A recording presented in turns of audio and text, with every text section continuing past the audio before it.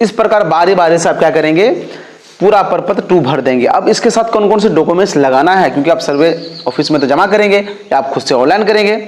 पर नमस्कार, सलाम, आदाब साथियों, मेरा नाम अब्दुल कलाम, यूट्यूब चैनल कलाम किट में आपका स्वागत है। मैं आपको बताऊं कि बिना मोटेशन का आपने जमीन खरीदा है या फिर पहले का जमीन है, दाखिल खारिज नहीं हुआ तो किस तरह प्रपत्र 2 भरेंगे, स्टेप बाय स्टेप पूरी जानकारी इस वीडियो में दी जाएगी। तो चलते हैं, वीडियो को शुरू करते हैं। जैसा कि आप स्क्रीन पर देख पा रही है, प्रपत्र 2 है रैयत द्वारा स्वामित्व धारित भूमि की स्वघोषणा। इस प्रपत्र को जो जमीन खरीदे हैं वो भी भरेंगे, या फिर जो वंशज का जमीन पा रहे हैं, चाहे पिताजी को है या दादाजी को जमीन है, उसकी जमीन है, उनका आप हिस्सा पा रहे हैं वंशावली के आधार पे। मतलब आपके नाम पे जमीन नहीं, दादा परदादा का नाम है या पापा के नाम पे है, तब भी आपको स्वघोषणा पत्र हर हाल में भरना पड़ेगा। तो दोनों स्थिति में इसमें हम बताएंगे आपको। सबसे पहले क्या है, राजस्व ग्राम, मतलब जहाँ जमीन है उनका एड्रेस देना है। ठीक है, ये नहीं कि अपना घर का एड्रेस, हो सकता है कि घर आपका दूसरी जगह, अगर सेम जगह है तो भी कोई दिक्कत नहीं है, लेकिन राजस्व ग्राम जहाँ जमीन है वहाँ का एड्रेस, थाना नंबर जो कि रसीद में लिखा रहता है, और केवाला में भी। हल्का नंबर क्या होता है, हल्का होता है पंचायत का नाम। हल्का नंबर सबको पता नहीं होता है क्योंकि ऑनलाइन में नहीं दिखाता है, तो आप सिर्फ पंचायत का नाम लिख दीजिएगा। जैसे कि मेरा चौनी है तो हम चौनी लिख दिए, ठीक है। उसके बाद पुलिस थाना जो भी है, जमीन का एड्रेस, अंचल, जिला, जैसे कि मेरा है, हम सेम लाइव भर के आपको दिखा देते हैं। मेरा कोल्हा गांव हो गया, थाना नंबर 225 है, मेरा थाना कदवा हो गया, अंचल कदवा। अब तो वीडियो को लाने के तो लाइक कर दीजिए। आप सबसे शिकायत है कि वीडियो को लाइक और कमेंट नहीं करते, कम से कम गुड वेरी गुड, या आप कहाँ से देख रहे हैं इतना तो जरूर कमेंट कीजिए। आप सबके लिए बहुत मेहनत करते हैं हम। अब क्या करेंगे, हम मान के चलिए कोई केवाला खरीदा है, मतलब केवाला वाली ज़मीन है, या फिर जिसके नाम से ऑलरेडी रसीद कटता है, वो जीवित हैं, तो वो अपना नाम फिल कर देंगे। बाकी सब क्या करेंगे, प्रपत्र में जो भरने बताएंगे वो भरेंगे, उसको वंशावली की जरूरत नहीं है। लेकिन अगर वंशज की ज़मीन है, मान के चलिए आपके दादा या पिताजी का ज़मीन है, आप इतने भाई में से हैं, हो सकता है कि एक डेट कर गया, तो उसके जो वंशज हैं इसके नाम से सर्वे होगा। ठीक है, तो हम मान के चलते हैं कि 18 डिसमिल ज़मीन है, तो सब कितना पाएगा, 6 डिसमिल करके, 6 डिसमिल ये, 6 डिसमिल ये, 6 डिसमिल ये।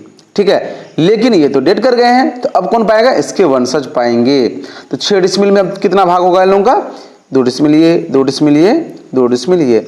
मतलब कि जो भी उत्तराधिकारी हैं, अगर ये डेट कर गए तो उसके जो वंशज हैं उन्हीं के नाम से होगा। बहुत कोई चाहते हैं, बोलते हैं कि सर मैं जो अपने बच्चे का नाम करवाना चाहता हूँ, जीवित हूँ तो नहीं। आप अगर चाह रहे हैं तो आप रजिस्ट्री कर दीजिए, क्योंकि आपके पिताजी डेट कर गए हैं तो आप ऑलरेडी हिस्सेदार हैं, आपका हक है, आप बेच सकते हैं। ठीक है, तो बेच दीजिएगा, तो फिर अपने बच्चे जो है आपका उनके नाम से सर्वे होगा। लेकिन अगर आप जीवित हैं तो आपके नाम से ही सर्वे होगा।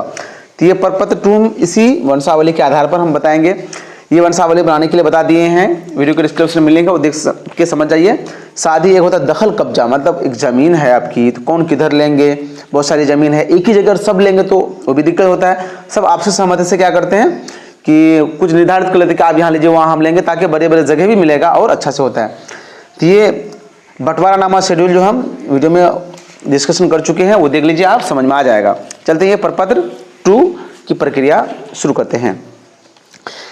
अब यहाँ पर देखिए, ये भी क्या है, हल्का, मतलब एक हल्का एक पंचायत का नाम होता है। एक हल्का के अंतर्गत 5-6 मौजा होता है, मतलब गांव होता है। कभी कभार ऐसा भी देखा आता है कि एक गांव में क्या होता है, 2 या 2 से अधिक मौजा होता है। ठीक है, तो मौजा का नाम तो वही रहेगा, सिर्फ क्या होगा कि नंबर चेंज होगा, नंबर दिखेगा कि इतना नंबर मौजा, 25, 26, जो भी सीरियल नंबर बढ़ा रहता है। अब यहाँ पर रैयत का नाम, रैयत मतलब क्या, जो जमीन खरीदा है या जो हिस्सेदार पाएंगे। जैसे कि इस स्थिति में कौन कौन रैयत हो जाएगा, ये हो जाएगा, फिर ये सब का नाम देंगे, फिर इसका देंगे, बारी बारी से देंगे। अब ये अस्थायी पता किसका, ये जिसके नाम से जमीन सर्वे होगा उसका अस्थायी पता। खाता जो कि आपके केवाला खतियान जिसमें है वो लगेगा, खेसरा। अब रकवा क्या, रकवा मतलब जितना ये पाएंगे। जैसे इसके नाम पे हम अगर कर रहे हैं, नाम लिख रहे हैं, क्योंकि पहले लिखेंगे ही, इसका 6 डिसमिल हो जाएगा, फिर इसका लिखेंगे तो कितना हो जाएगा, 2 डिसमिल, फिर 2 डिसमिल, 2 डिसमिल, 6 डिसमिल। ठीक है, उसके बाद चौहद्दी। चौहद्दी क्या होता है कि कोई प्लॉट है तो उसको चौहद्दी मतलब चारों तरफ का उसका एरिया। ठीक है, कि उत्तर में कौन है, दक्षिण में कौन है, पूर्व में कौन है, पश्चिम में कौन है, जो कि आप इससे पहले तय कर लेंगे तब बनेगा, क्योंकि ये हुआ बंटवारानामा। कौन कहाँ लेंगे, हो सकता है कि बहुत जगह खाता में हो, मेरा 2 खाता है 2 खसरा, या फिर बहुत सारे खाता खसरा है, तो कौन कहाँ लेंगे उसी हिसाब से आपको खाता खसरा यहाँ पे दर्ज करना पड़ेगा। जो खाता इसके नाम के सामने होगा खसरा रहेगा, वही नाम उसके नाम पे सर्वे होगा, जमीन सर्वे होगा। जो खाता इसके ये सहमति से होता है कि आप चलिए ये खाता में ले लीजिए, हम ये खाता में लेंगे, या आप खसरा में ले लीजिए, ये खसरा में हम ले लेते हैं, तो इस ये बनाना जरूरी है। उसके बाद प्रपत्र 2 भरने में आपको आसान होगा। चौहदी आराम से जो भरे हैं वो देख के समझ के बिल्कुल सेम टू सेम लिख दीजिएगा। तो हम मान के चलिए एक जो इसका वंशज है उनका नाम लिख लेते हैं, कौन है, अमन है, ठीक है, मान के चलिए अमन है। तो यहाँ पर क्या लिखा है, हिस्सेदारों का नाम एवं अंश, मतलब जितना मिलेगा इधर लिखना ही है, सहित एवं पिता का नाम, ठीक है। तो पिता का नाम जो भी है वो इसका लिख देते हैं। पिता का नाम क्या है, सत्तार है, शेख सत्तार। अब बोलेंगे सर किसका किसका नाम भरे, तो देखिए एक का भरिएगा, फिर चौहदी तो भरिएगा, उसके बाद फिर जो दूसरा रैयत है, जो दूसरा वंशज है उनका नाम दीजिएगा। मान के चलिए प्रपत्र भर गया, फुल हो गया, तब क्या करेंगे, तो दूसरा फॉर्मेट लीजिएगा। जरूरी नहीं कि इसी में 10 है तो हटाना है, एकदम खराब कर देना, वो नहीं, जरूरी नहीं है। अस्थायी पता जो भी इसका है, ग्राम, पोस्ट, थाना, ये सब लिख दीजिएगा। हम लिख देते हैं। उसके बाद खाता नंबर क्या है, तो यहां पर भी वही खाता भरिएगा जिस तरह आप क्या है बंटवारानामे में भरे, क्योंकि इसका जमीन इसको देना चाह रहे हैं इस खाता में, ठीक है, इसको देना चाह रहे हैं दूसरे खाता में, इसको देना चाह रहे हैं दूसरे खाता में। इसके नाम, जिसके नाम के सामने जो खाता है वही आपको क्या करना है, यहाँ पर भरना है। उसके बाद जो भी खाता है वो फिल कर दीजिएगा। मान के चलिए इसका 75 खाता है, खसरा कितना 102 है, वो कर दिए। उसके बाद आपको तो बताया था कितना डिसमिल पाया, ये 6 डिसमिल, 6 डिसमिल इसे लिख देते हैं। अब उत्तर में कौन है उसका नाम लिखेंगे, दक्षिण में कौन है उसका नाम लिखेंगे, पूर्व में कौन है उसका नाम लिखेंगे, पश्चिम में उस किसका नाम है वो लिखेंगे। इससे क्या होगा, क्लियर हो जाएगी कि इसकी ज़मीन किधर है। फिर यह सबकी सहमति, सबका साइन लगेगा, ताकि ये नहीं कहे कि अरे आप तो उधर ले लिए, वैसा नहीं। मान के चलिए नगमा की ज़मीन है, नजमा की है, फारूक का है, फिर इधर उसका मान के चलिए कि उसका भाई का नाम या फिर जो भतीजा है उसका हिस्सा होगा ना, तो उसका नाम लिख देंगे। नगमा की हो गया। उसके बाद नईम का ज़मीन बगल में ही है। आप अपने स्तर से क्या लिखेंगे, ये चौहदी समझ लीजिए कैसे लिखा आता है वो लिखना है। अब ज़मीन का किस्म, ज़मीन किस प्रकार का है, तो ज़मीन आवासीय है कि खेतीहर है, तो आवासीय है तो क्या लिखेंगे, इस तरह करके लिख देते हैं क्योंकि कॉलम थोड़ा छोटा है, आवासीय। और खेतीहर है तो क्या लिखेंगे, जो जोतावाद वाला ज़मीन है, मतलब खेती करने वाला ज़मीन, खेतीहर लिखेंगे। अब शेष छोड़कर लगान, तो शेष 4 प्रकार का होता है, शिक्षा शेष, रोड शेष, स्वास्थ्य शेष और एक अन्य प्रकार का शेष होता है, ठीक है।